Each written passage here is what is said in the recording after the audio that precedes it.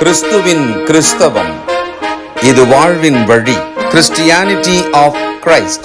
This is the way of life. பரிசுத்த ஆண்டவர் இயேசு கிறிஸ்துவின் இனிய நாமத்திலே உங்களை வாழ்த்தி வரவேற்கிறேன். ஞானோபதேசம் வாய்ஸ் டீச்சிங் வழியாக உங்களை சந்திக்கிறதிலே மகிழ்ச்சி. பிரசங்கி சொல்வதை கேட்டுக்கொண்டிருக்கிறோம். மனுஷனுக்கு இந்த பூமியிலே வாழ்க்கை என்றால் பெரும்பகுதி அவன் பிரயாசப்பட வேண்டி இருக்கிறது. ஆங்கிலத்தில் லேபர், உழைப்பு, நம்முடைய செயல்பாடு. செயலிழந்தவர்களாக படுக்கையிலே கோமா நிலையில் உயிர் மட்டும் இருக்கும். அப்படி நம்ம இருக்க முடியாது. சில மனிதர்கள் என்ன பண்ணுறாங்க, காடு மலை என்று போய் அங்கே அமைதியாக ஒற்றை காலிலேயோ நின்றோ அமர்ந்தோ அப்படியே தியானத்திலிருந்து கடவுளிடம் போய்விடலாம் அப்படின்னு நினைக்கிறாங்க. அப்படியெல்லாம் ரொம்ப முடியாத விஷயம், அது அரிதான விஷயம், அது ஒரு வழக்கம் அல்ல. அதுதான் ஒரு நேச்சர் கிடையாது, இயற்கையானது கிடையாது. மனிதன் என்றால் அவன் ஒரு குறிப்பிட்ட வயதுக்கு மேலே இந்த பூமியிலே வாழ்வதற்காக அவன் பிரயாசப்படணும். ஆனால் அந்த பிரயாசம் என்பது என்ன மாதிரி விஷயங்களை உள்ளடக்கியது?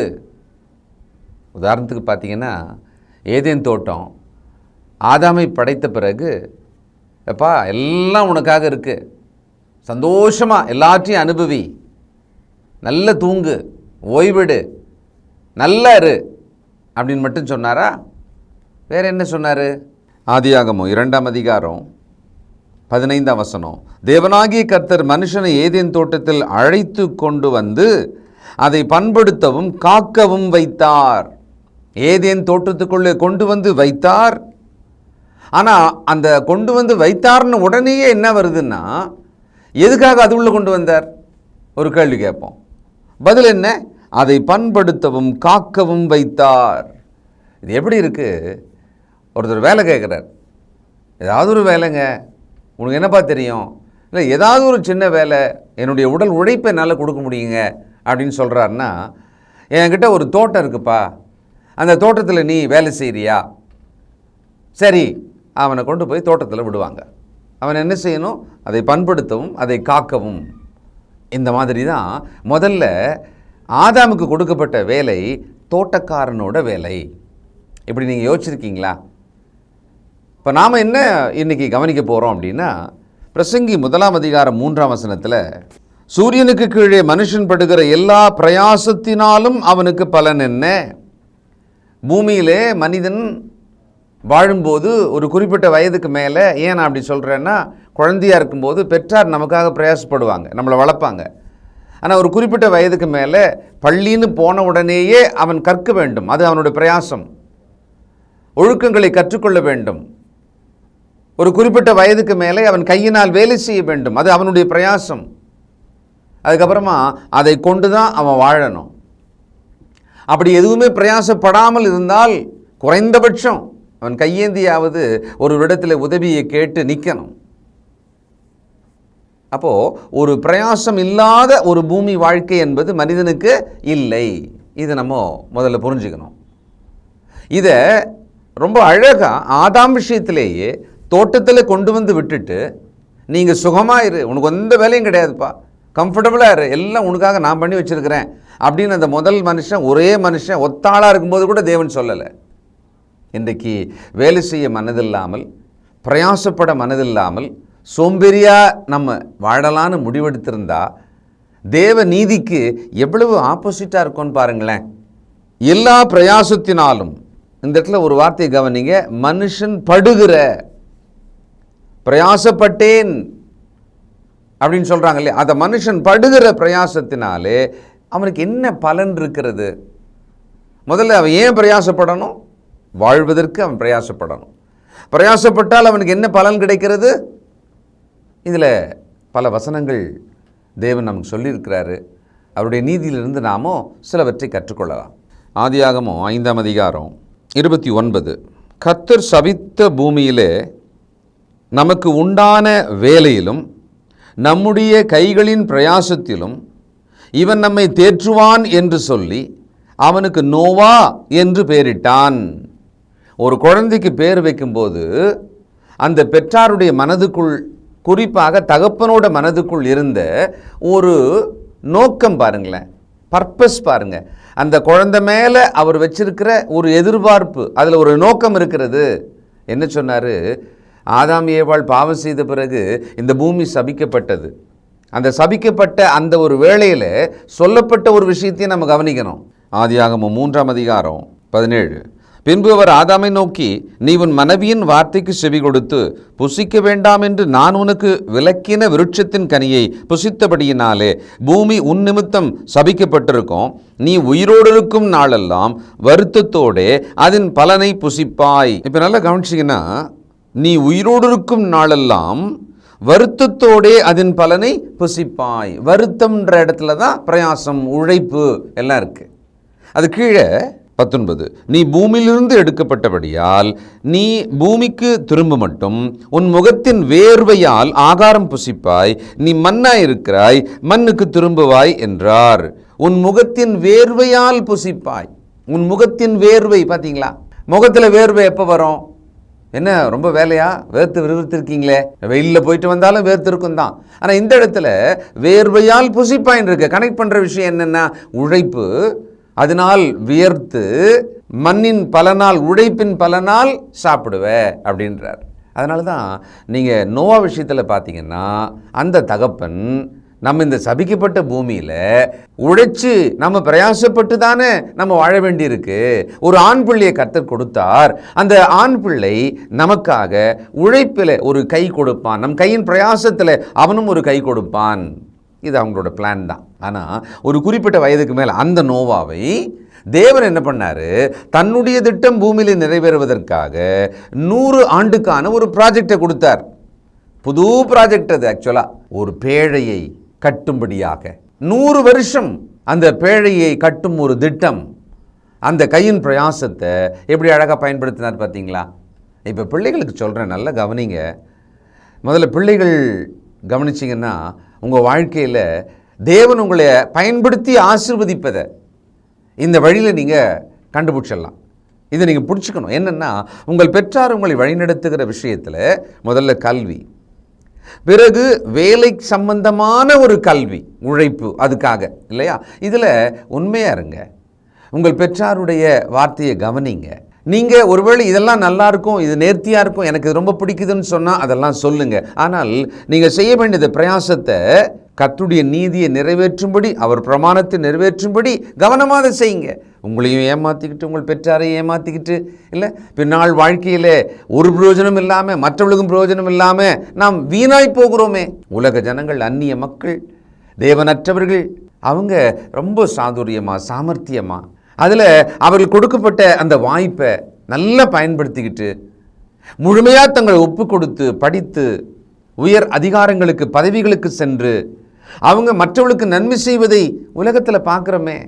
ஆனால் கிறிஸ்தவ குடும்பங்களுக்குள் இருக்கிற பிள்ளைகள் மிக எண்ணிக்கை குறைவாக மட்டும்தான் உயர் பதவியும் மிகப்பெரிய மேன்மையான அதிகாரத்திலும் போய் சேர்றாங்க. ஏன்னா வீட்டிலேயே, பள்ளி காலத்திலேயே உங்களையும் பெற்றாரையும் ஏமாற்றி கொண்டு உங்கள் வாழ்க்கையை ஏமாற்றி கொள்றீங்க. பிரயாசப்பட வேண்டும்.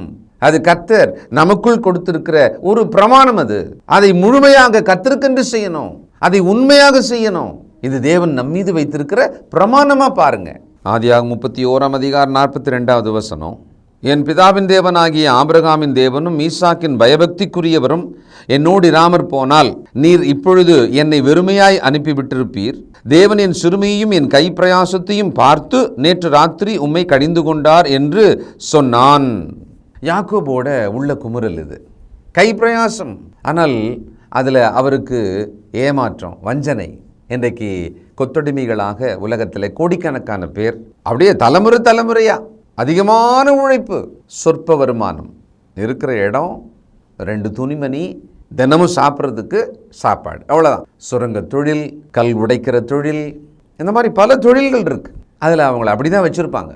ஆனால் தேவன் அவருடைய பிரயாசத்தை எல்லாம் பார்த்து அவர்களுடைய குமுறலை மாற்றுவார். நம்முடைய வாழ்க்கையில் கூட நீங்கள் சொல்லலாம், நான் ரொம்ப உழைக்கிறேன், ஆனால் சம்பளம் கம்மியாக இருக்குது, ஏமாத்துறாங்க. நிச்சயமாக தேவனிடத்தில் முறையிடுங்கள். தேவனிடத்தில் உண்மையாக உங்களை ஒப்புக்கொடுங்கள். தேவன் அந்த விஷயத்தில் நமக்கு உதவி செய்வார். உபாகமம் 24:19 நீ உன் பயிரை அறுக்கையில் உன் வயலின் ஒரு அரிகட்டை மறதியாய் வைத்து வந்தாயானால் அதை எடுத்து வரும்படி திரும்பி போக வேண்டாம். உன் தேவனாகிய கர்த்தர் உன் கைப்பிரயாசத்தில் எல்லாம் உன்னை ஆசீர்வதிக்கும்படி அதை பரதேசிக்கும் திக்கற்ற பிள்ளைகளுக்கும் விதவிக்கும் விட்டு விடுவாயாக. ஒரு பிரயாசத்தின் பலன் இவ்வளவுதான் வரும்னு தெரியும். ஆனால் அதில் ஆசீர்வாதமாக, அதில் ஒரு சமாதானம், நிம்மதி உண்டாகும்படியாக அந்த பிரயாசத்தை ஆசீர்வதிப்பதற்கு ஒரு வழி சொல்றார் தேவன். இங்கே இப்போ நம்ம உழைக்கிறோம், அன்னைக்கு உழைச்சதுல 1000 ரூபாய் எனக்கு வருமானம்னு வச்சுக்கோமே. அந்த 1000 ரூபாயில கொஞ்சத்தை ஏழை பரதேசி திக்கற்ற மக்களுக்கு தர்மம் பண்ணுங்க.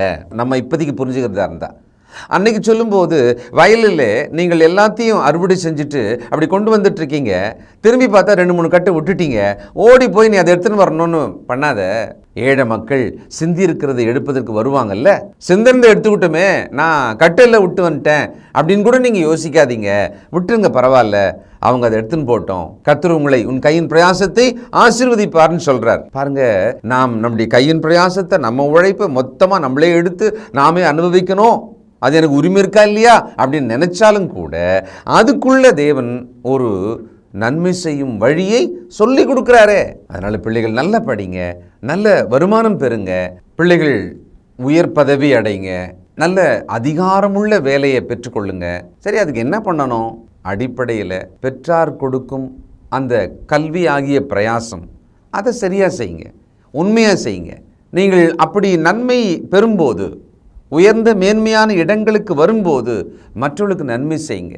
ஒரு விஷயம் எனக்கு புரியுது சமீபத்தில், என்னென்னா, இந்த நன்மை ஒன்று செய்கிறோன்னு வச்சுக்கோங்களேன், யாருமே உலகத்தில் அதை வேணான்னு சொல்லவே மாட்டாங்க. நாம் செய்கிற நன்மையை பெற்றுக்கொள்வதற்கு உலகத்தில் கோடிக்கணக்கான பேர் இருக்காங்க. எந்த ஒரு நன்மையும் கூட உங்களிடத்தில் இருக்கிற ஒரு பழைய பொருளை நீங்கள் கொடுக்கணும்னு நீட்டினீங்கன்னா அதை வாங்குவதற்கு 1000 பேர் இருக்காங்க. ஒருவேளை உணவு நீங்கள் கொடுக்கணும்னு நினச்சா அதை வாங்குவதற்கு உங்களை சுற்றிலும் சில 100 பேர் கண்டிப்பாக இருக்காங்க. அப்போ நாம் வாழ்க்கையில் தேவனுடைய பிள்ளைகளாக நம்முடைய பிரயாசத்தின் பலனை தேவனுக்கு மகிமையாக பயன்படுத்த நிறைய வாய்ப்பு இருக்குது, நிறைய வழி இருக்குது.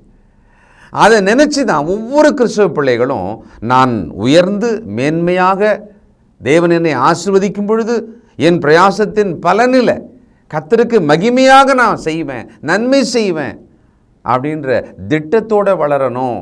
சங்கீதம் 105:45 அவர்களுக்கு புறஜாதிகளுடைய தேசங்களை கொடுத்தார், அந்நிய ஜனங்களுடைய பிரயாசத்தின் பலனை சுதந்தரித்து கொண்டார்கள், அல்லேலூயா. ஜனங்களோட பிரயாசத்தின் பலன், இந்த பிரயாசத்தின் பலன் என்பது என்னன்னா, ஃப்ரூட் ஆஃப் லேபர்.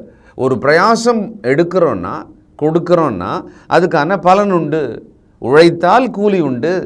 அப்போ ஒரு பிரயாசத்துக்கான பலன், தேவன் நம்மை ஆசீர்வதிக்கிற விதம், நம்முடைய பிரயாசத்துக்கும் பலன் கிடைக்கும். இன்னொருத்தரோட பிரயாசத்தின் பலன் இருக்குல்ல, அதை நமக்கு கிஃப்டாக கொடுக்குற மாதிரியும் தேவனால் செய்ய முடியும். இங்கே அப்படி தான் புறஜாதியாருடைய பிரயாசத்தின் பலனை இவர்களுக்கு கொடுத்தார். உதாரணத்துக்கு கானான் தேசம் வச்சுக்கோங்களேன், அடிமைத்தனமாக இருந்த 15-20 லட்சம் தம் ஜனத்தை, ஒரு தேசத்தையே காலி பண்ணி கூட்டு வரார். கூட்டிகிட்டு வந்துட்டு கானான் தேசத்துக்குள்ளே அவங்களை குடியேற்றுவாரா? அங்கே என்ன பண்ணார், எப்படி கொடுத்தார் அந்த தேசத்தை அவங்களுக்கு? கட்டாத வீடு, தோண்டாத கிணறு, நடாத தோட்டம், எல்லாம் ஃபுல் ஃபர்னிஷ்டு சிட்டி, அதை இவங்களுக்கு கொடுத்தார். அப்போது அந்த புறஜாதியாருடைய பிரயாசத்தின் பலனை தம் ஜனத்துக்கு ஒரு பரிசாக கொடுத்தார் இல்லையா? அப்போ இப்படியெல்லாம் தேவன் ஆசீர்வதிப்பார் என்பதை நம்ம அங்கே பார்க்குறோமே. ஆபிரகாமை ஆசீர்வதித்தார், ஈசாக்கை ஆசீர்வதித்தார், யாக்கோபை ஆசீர்வதித்தார். இன்றைக்கு கூட கர்த்தருக்குள்ள நாம் அவருக்கு பயந்தவர்களாக நம்ம என்ன பிரயாசம் படணும்னு இருக்கோ, அதை இன்னொரு வார்த்தையில் சொல்கிறதா இருந்தால், நம்முடைய கடமை என்னவோ அதை மிக சரியாக கர்த்தருக்கென்று முழுமையாக செய்யும்போது அதுக்குரிய ஒரு பலன் உண்டு. அதனால தான் பள்ளியில் நீங்கள் போய் படிக்கும் பொழுதே அதை முழுமையாக செய்யுங்க. உங்கள் வேலை ஸ்தலத்தில் போய் வேலை செய்யும் பொழுது அதை முழுமையாக செய்யுங்க, அதை உண்மையாக செய்யுங்க. அதன் பலனால் கர்த்தருக்கு மகிமையாக நான் இதை செய்யணும் அப்படி ஒரு திட்டத்தோடு செய்யுங்க. அந்த பலனை தேவன் ஆசீர்வதிப்பார், அதை வர்த்திக்க செய்வார். இன்னொருத்தரோட பிரயாசத்தின் பலன் இருக்குல்ல, அதை உங்களுக்கு கிஃப்டாக கூட கடவுள் கொடுப்பார். அப்போ நம்முடைய பிரயாசம், நம்ம என்ன பிரயாசப்பட்டுட்டு இருக்கோம், இப்போ அதனுடைய பலன் என்ன, அதை பற்றி அந்த சாலமோன் ஞானி ஆராய்ச்சி பண்ணியிருக்கிறார். இன்னும் நிறைய விஷயம் சொல்கிறாரு. தொடர்ந்து நம்ம கேட்க தான் போகிறோம். ஜெபம் பண்ணுவோம். இரக்கமுள்ள பிதாவே, பரிசுத்தரே, இந்த பூமியிலே ஒரு மனிதனை கூட தோட்டத்துக்குள்ளே அனுப்பும்போது இந்த தோட்டத்தை நீ பண்படுத்து, இதை காத்துக்கொள் என்ற ஒரு பிரயாசம் கொடுத்தீரப்பா. இந்த பூமி சபிக்கப்பட்ட பிறகு நெற்றி வேர்வை நிலத்திலே சிந்துமளவு உழைத்து அந்த பிரயாசத்தின் பலனை நீ பெற்று சாப்பிடு என்று சொன்னீர். இன்றைக்கும் கூட நாங்கள், எங்கள் பிள்ளைகள், வாலிபர்கள், புருஷர்கள், ஒவ்வொரு சகோதர சகோதரிகள் உமது மக்களாக நாங்கள் பிரயாசப்பட வேண்டியிருக்கிறது.